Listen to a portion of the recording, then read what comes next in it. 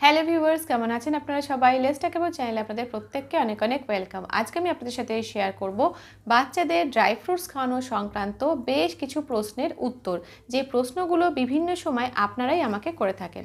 যেমন ধরুন, বাচ্চাকে কোন বয়সে ড্রাই ফ্রুটস খাওয়ানো স্টার্ট করব, বাচ্চাদেরকে ড্রাই ফ্রুটস কীভাবে খাওয়াবো, ড্রাই ফ্রুটস যদি বানিয়ে রাখি পাউডার ফর্মে তাহলে সেটাকে কি ফ্রিজে রাখা যাবে, ইত্যাদি ইত্যাদি বেশ কিছু প্রশ্ন আছে আপনাদের। তো চলুন না দেরি না করে ফটাফট করে সেই সমস্ত প্রশ্নের উত্তরগুলো আপনাদের সাথে শেয়ার করি।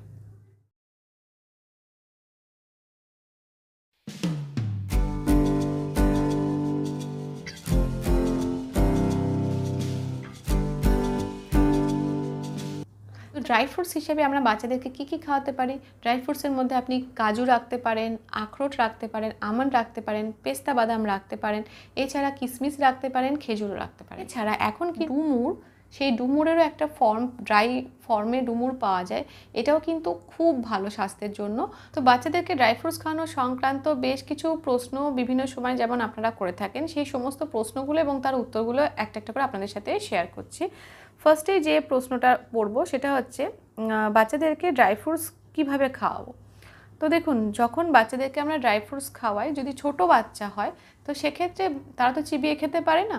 তো এই কারণেই তাদেরকে না ড্রাই ফ্রুটসের পাউডার বানিয়ে খাওয়ানোটাই ভালো। তো ড্রাই ফ্রুটস আপনি নিলেন, এবার সেগুলোকে একটু শুকনো প্যানে বা শুকনো কড়াইতে নেড়ে নিন, হালকা আঁচে নাড়বেন এবং খুব বেশিক্ষণ ধরে নাড়তে যাবেন না, জাস্ট কিছু সময়ের জন্য ওটাকে একটু রোস্ট করে নেবেন, যাতে হাত দিয়ে একটু ভাঙলেই দেখলেন চট করে ভাঙা যাচ্ছে। তো এরকম হালকা কালার চেঞ্জ হবে, হালকাভাবে একটু রোস্ট করবেন। খুব বেশিক্ষণ রোস্ট করলে কিন্তু তেল চিটে গন্ধ হয়ে যাবে। তারপর সেগুলোকে গ্রাইন্ডারে নিয়ে গুঁড়ো করে নিলেন, ঠিক আছে?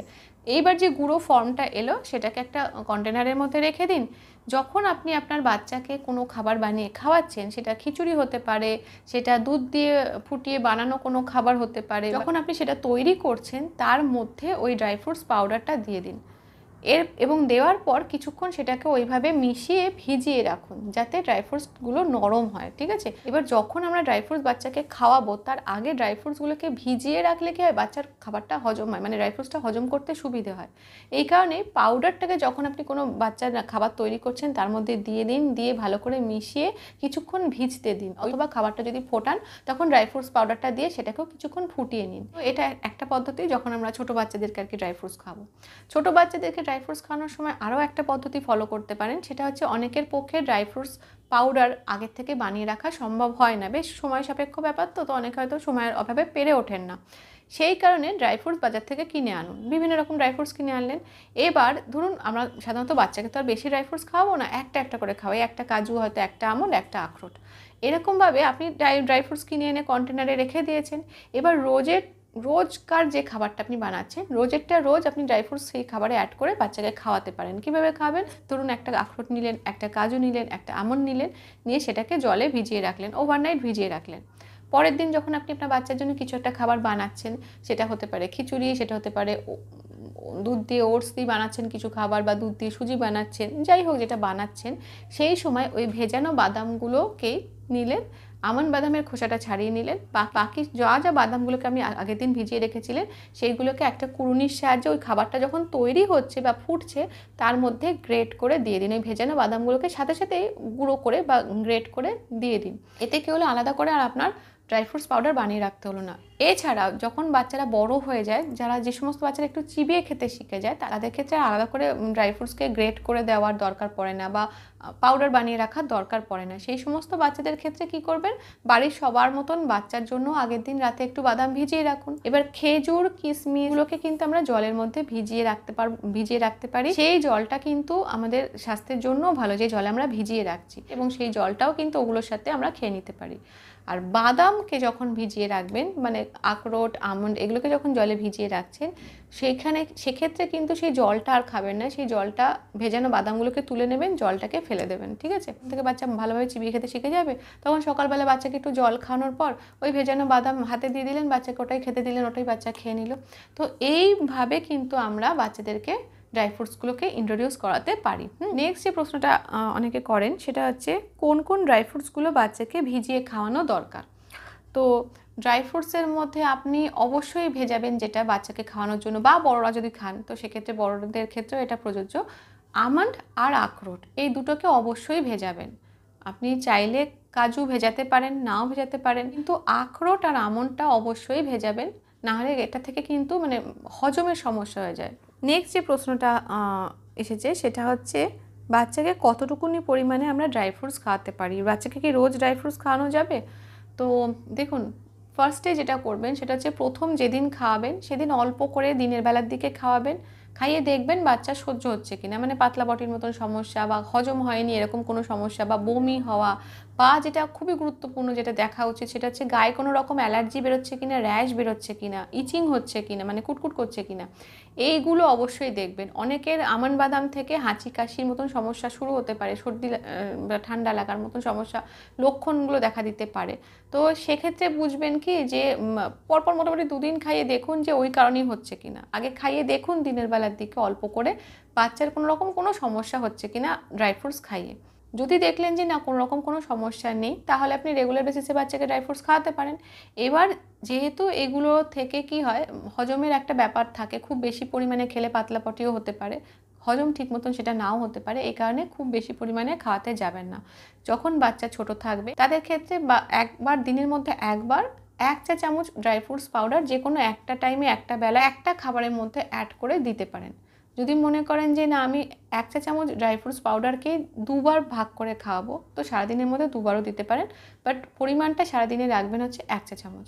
এবার যখন বাচ্চা আরও একটু বড় হয়ে যাবে, মানে ধরুন বাচ্চা ভালোভাবে স্কুল যাওয়া শুরু করে দিয়েছে, 3 বছর 4 বছর 5 বছর 6 বছর 7 বছর তারপরে পর্যন্ত আর কি, হ্যাঁ, যে বয়সে গিয়ে আপনি দেখছেন বাচ্চার হজম শক্তি বেশ ভালো আছে, ড্রাই ফ্রুটসও হজম করতে পারে, তো সেক্ষেত্রে জাস্ট একটা করেই সমস্ত বাদাম তার খাবারের মধ্যে অ্যাড করতে পারেন। অনেক সময় আখরোট একটু বড় সাইজের হয়, চাইলে তার হাফও দিতে পারেন, একটা আমন্ড দিতে পারেন, একটা কাজু দিতে পারেন, একটা করে বাদাম, একটা আমন্ড, একটা আখরোট বা হাফ আখরোট, একটা কাজু, এইগুলোই বাচ্চাকে তারপর থেকে খাওয়াতে পারেন। তার বেশি দেওয়ার দরকার নেই, সে বাচ্চার বয়স 6 বছর হয়ে যাক 7 বছর হয়ে যাক যাই হোক না কেন। নেক্সট যে প্রশ্নটা অনেকে করে থাকেন সেটা হচ্ছে কোন বয়স থেকে বাচ্চাকে ড্রাই ফ্রুটস খাওয়ানো স্টার্ট করব।